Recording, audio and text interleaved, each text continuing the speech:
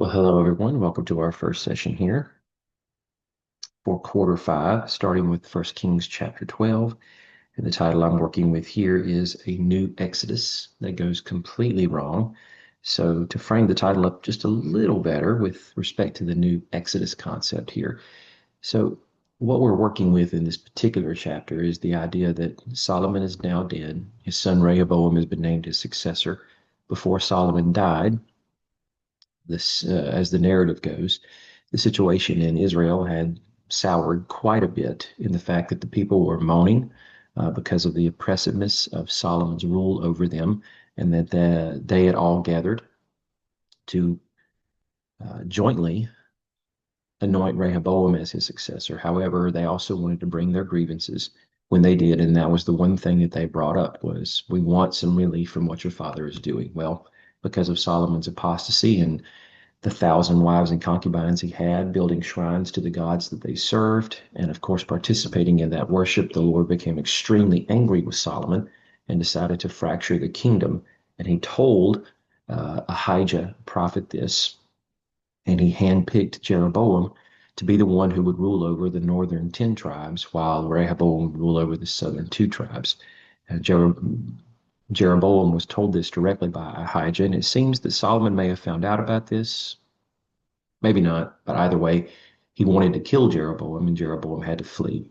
So the whole concept of there being an exodus here is the fact that there is spiritual darkness that has come to Israel, and that now there is a time for or a need for the Lord to deliver them from this, and that's what he is working to do in this particular story.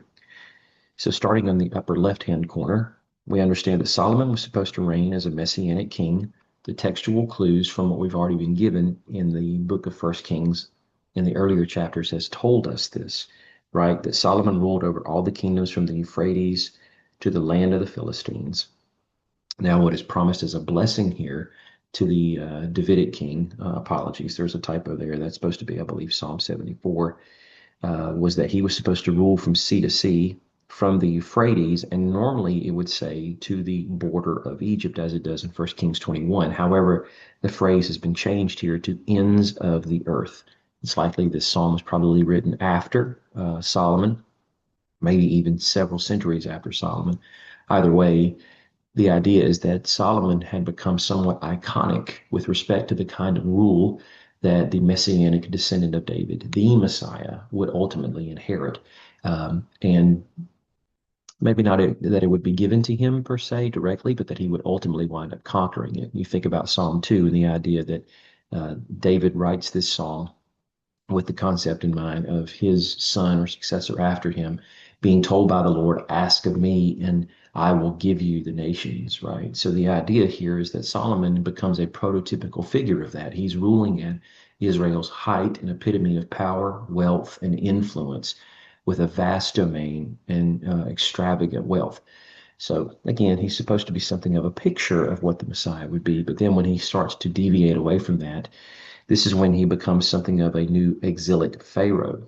So pointing to the middle column here, and by exile, I'm talking about that particular Pharaoh in Egypt who was oppressing the Jews, and ultimately the Pharaoh who was also responsible for the decimation of Egypt under the plagues when Moses came in and demanded that uh, he let his people go.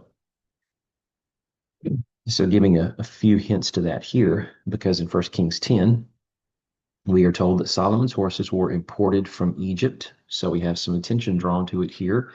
He also imported chariots from Egypt, and then they exported them to all the kings of the Hittites and, of course, the kings of Aram or Damascus and their agents. So, what inadvertently winds up happening here is that Solomon is exporting military hardware to what will become Israel's enemies in the future because he's arming the Arameans that are centered in Damascus. And in the days of Ahab, this is centuries after Solomon is dead, and of course the kingdom is fractured in two.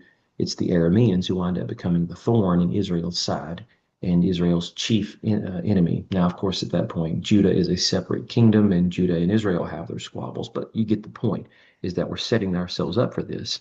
And this goes back to what Moses told the people with respect to the law for the king that he must not acquire many horses and he must not send people back to Egypt to acquire many horses because the Lord has told you, you are never to go back that way again. You are never to deal with these people.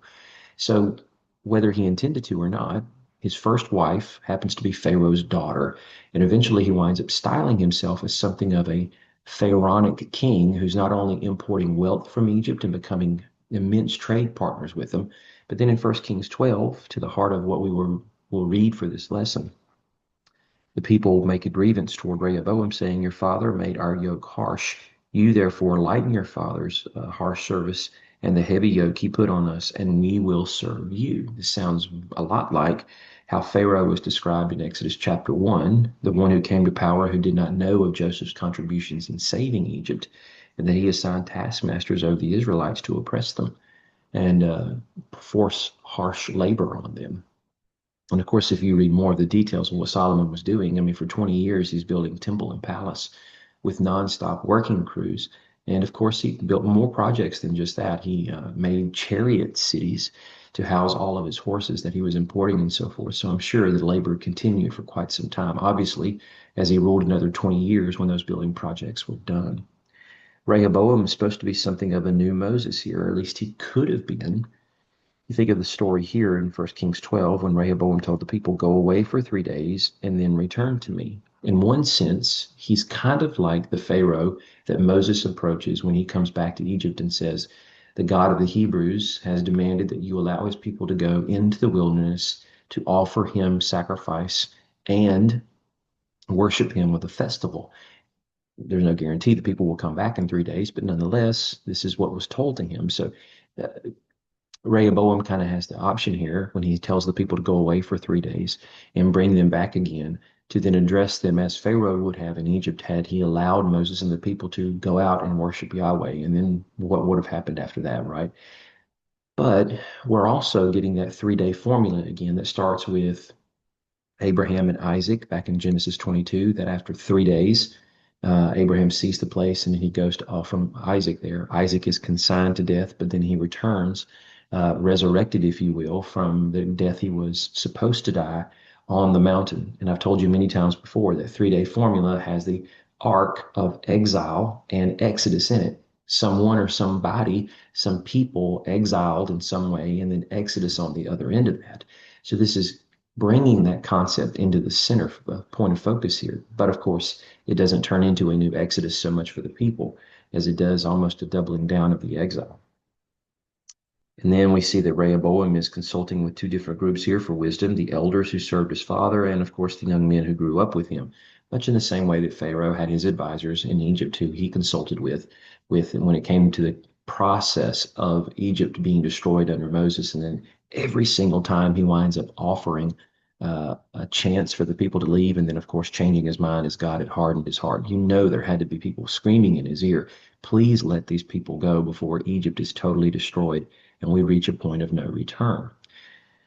But instead of being a new Moses, he doubles down as Pharaoh. He directly tells the people, my father made your yoke heavy, but I will only add to it by making your yoke even more harsh. He disciplined you with whips, but I will discipline you with the tails of scorpions, which again becomes akin to what Pharaoh had done to the people of Israel in Egypt. And then, of course, after the people rebel, Rehoboam winds up coming back to Jerusalem and he mobilized 180,000 soldiers to go and fight against Israel. This sounds an awful lot, too, like that same Pharaoh who, after the 10th plague, he lets the Israelites go. And then when they arrive at the western edge of the Red Sea, maybe a week later, he hardens his heart one more time and then decides to amass his forces to go out and chase them and either bring them back into slavery or ultimately kill them. Then Jeroboam, he's ultimately the figure here who's supposed to be the new Moses because he rebels against Solomon, the wicked king who was oppressing the people of Israel at this point, just like Moses did when he was in Egypt. And so Solomon tried to kill Jeroboam, much in the same way Pharaoh tried to kill Moses after he had put an Egyptian to death for whipping an Israelite. And ironically enough, Jeroboam winds up going to Egypt of all places to seek refuge rather than out of Egypt. But that's the point, is the pivot shift here in which instead of it being the Egypt of old, it's the Egypt of the new frame or new story here. That is Israel, not the old Egypt, right? And he remains there until Solomon's death.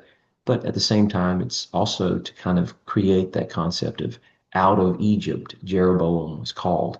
And then he winds up becoming the Messianic king who's supposed to actually deliver the people away from the oppressiveness of the Solomonic regime that's also a Pharaonic regime. Then we hear the prophecy given to him from Ahijah, the chapter before this, that the Lord is going to tear out of Solomon's hand the kingdom and give him 10 tribes to rule over. So, in other words, he's going to rescue these people from this Pharaonic king Solomon and his son, and he is going to give them into the hand of Jeroboam for him to be the shepherd over now. But instead, he too becomes something of an Exodus figure here in the person of Aaron, because he thinks to himself, doesn't trust that the Lord is going to be completely solid with his promise here, that if the people continue to go to Jerusalem and worship there, that eventually their hearts will return over to Rehoboam, king of Judah. So he does the exact same thing that Aaron does. He makes two golden calves and he tells the people, Israel, here are your gods who brought you up out of the land of Egypt. And he winds up blaming the people for this as well, much in the same way that Aaron did when Moses came down and he asked Aaron, "What are you doing? How have you come to this place where you thought this was wise?" And he said, "You yourself know that the people are intent on evil, and they said to me, 'Make gods for us.'" So Aaron took the gold and he made them into an image of a calf, and he said the same thing that Jeroboam did. Israel, these are your gods who brought you up out of the land of Egypt. So we have several references here to the story in Egypt with respect to, again, Solomon marrying Pharaoh's daughter and the business deals he's doing with Egypt, Jeroboam exiling himself to Egypt after Solomon tried to hunt him down, and then uttering the same phrase, bringing attention to these two particular calf idols that he makes to put in Dan and Bethel. And he tells the people as Aaron did, these are the gods that brought you up out of the land of Egypt. So this is an Exodus that never even got started. Instead, it gets completely turned on its head and becomes something of a mockery of what the Exodus itself was supposed to be. And the people are going to be further exiled into spiritual darkness. So I hope that was helpful. Stay tuned for the next lesson.